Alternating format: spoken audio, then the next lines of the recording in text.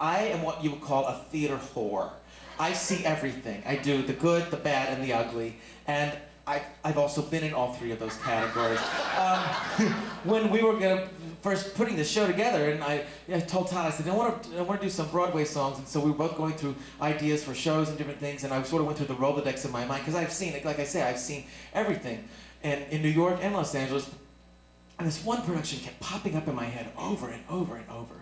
And no matter what I did, I couldn't erase it. It just kept coming back. It was huge. It was probably the most star-studded. It was the most press. It was gigantic. You know the production I'm talking about?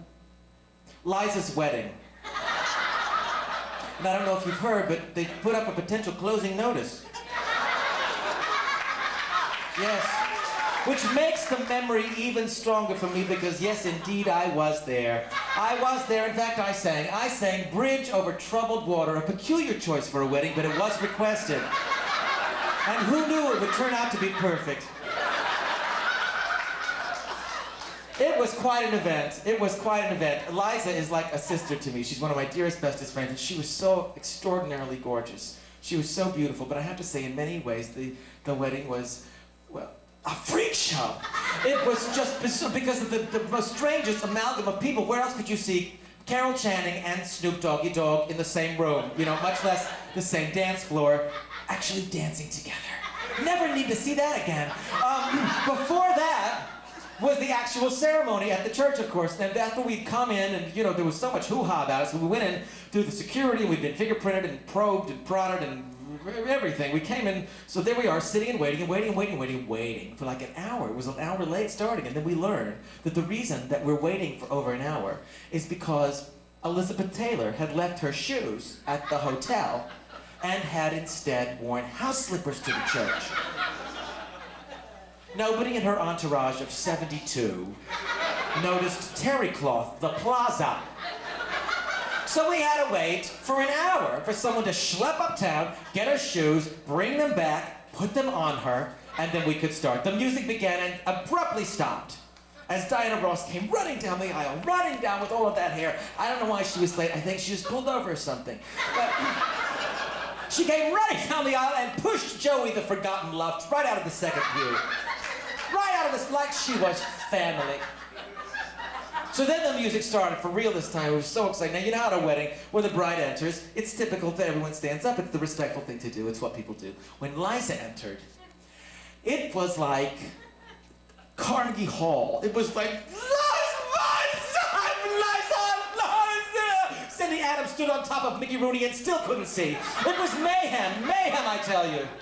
And the bridal party made their way up onto the stage, altar, and there they are, there they are, that bridal party.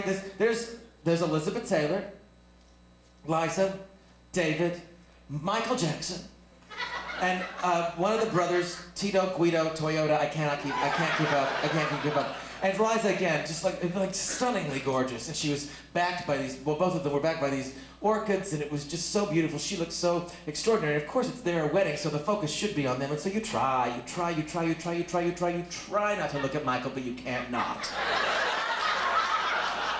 Because you can't believe it's true. You can't believe it's true! Wait a minute, I've got a chair. This is my impersonation of Michael Jackson through the entire wedding.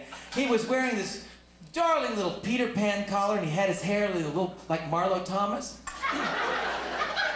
This is Michael through the entire ceremony.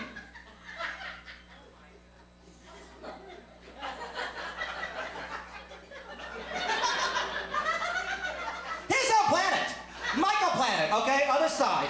This is Elizabeth Taylor on this side. This is my impersonation of Elizabeth Taylor through the entire ceremony. Ready? Elizabeth Taylor. She went down for the first prayer and she just never came back. She never came back! I'm sitting next to Jane Russell, okay? Who every time we lower our head for a prayer, she uses it as an opportunity to reapply her lipstick. And this is a Catholic wedding, so we're praying like 11, 12, 13 times. The priest says, could we please lower our heads in prayer? And she's like, you bet!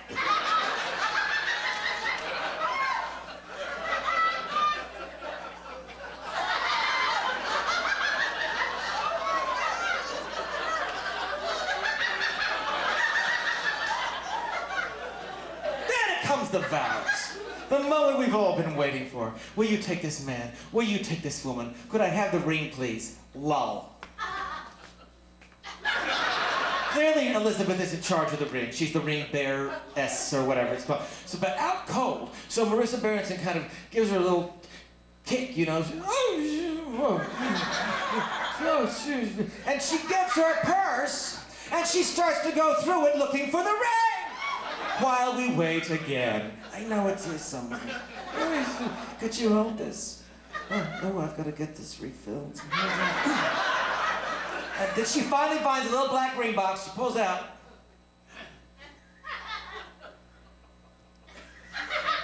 She can't get it open, all right? So, Michael, I can't get the ring box.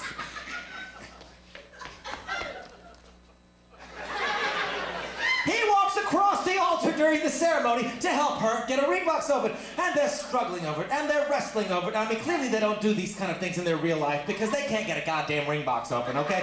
And they're struggling and wrestling. Finally, they get it open. She gives it to him. He gives it to David. David gives it to Liza. I now pronounce you man and wife.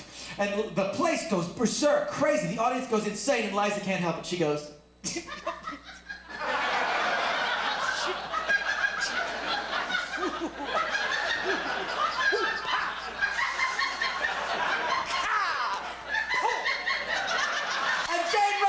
to me. You be me, I'll be Jane. I'll be Jane. She goes,